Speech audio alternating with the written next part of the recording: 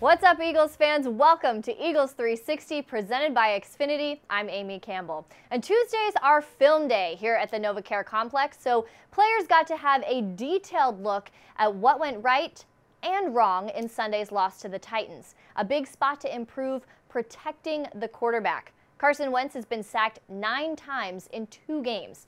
Offensive lineman Lane Johnson says the potential is there. They just have to execute. Just not being the line that we're capable of being. I mean, there's been times we've been called the best line in the league, and now we're looking not like we're not the best line in the league. So obviously all it goes down to is putting in the work, getting back to work, and getting back to who we are. No, not really. I mean, I gave up 1 sack, but all the other 40 pass attempts where I locked the guy down is not noted. Right. But that's life. That's the life I live in. That's the life I chose.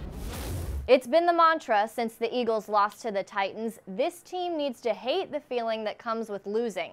Well, that's certainly been the case, according to Johnson, who says wins and losses often come down to how well the Eagles' offensive line plays. He said there's nothing they want more than to put that bitter taste left by the Titans behind them. I don't know if we'll ever get over it. I mean, it's really, we take a loss, we take it personally. I think it's always been a good motivator. I've been here 6 years.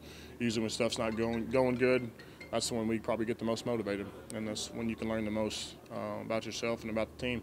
It's easy to be humble and excited when things are going good. I think it's really identifies the kind of character you have, teammates have whenever things aren't going good, and see if you can get it back on track. I just think we don't need to hit the panic button. We're sitting here in 2-2. There's been a lot of great teams do great things, starting off, subpar. Obviously, we got to look at ourselves in the mirror. We know that we're not where we need to be, where we want to be, and quite frankly, I think it motivates us. Anytime there's bad stuff going on or nothing's happy-go-lucky, that's it's a motivator, and it always has been. On the other side of the ball, the defense struggled on the road with the loss of safety Rodney McLeod. So who fills the void? Well, defensive coordinator Jim Schwartz says there's no doubt in his mind Jalen Mills will be staying at corner. And as for the rest, I'll let the coach break it down. No, we're comfortable leaving Jalen at corner. When it came time to replace Rodney, who will be sorely missed this year, he'll be back, but we certainly felt his loss.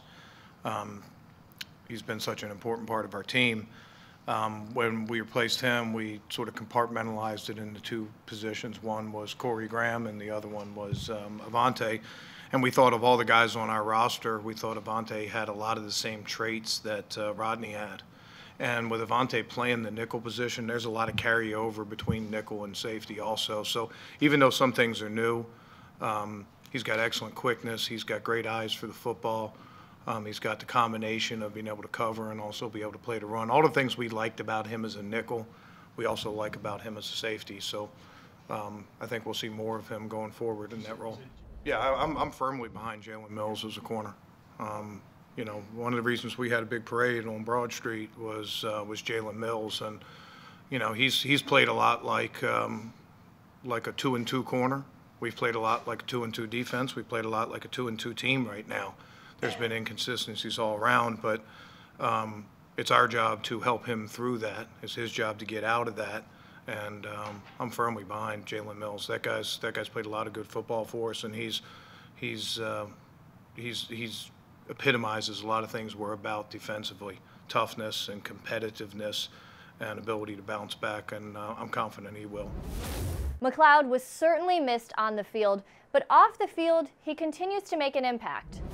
McLeod and CF Charities are partnering to help underserved youth in Camden, New Jersey, and Philadelphia through the Student Impact Health Project, helping kids who don't have access to quality health resources and services. McLeod spent his Monday working with the initiative and will be doing so all season.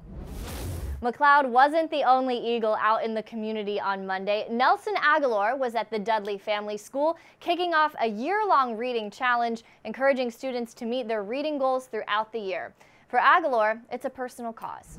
It's very important because I was in the same position. When people poured into me, I'm in this position I am in today because of so many people in the community.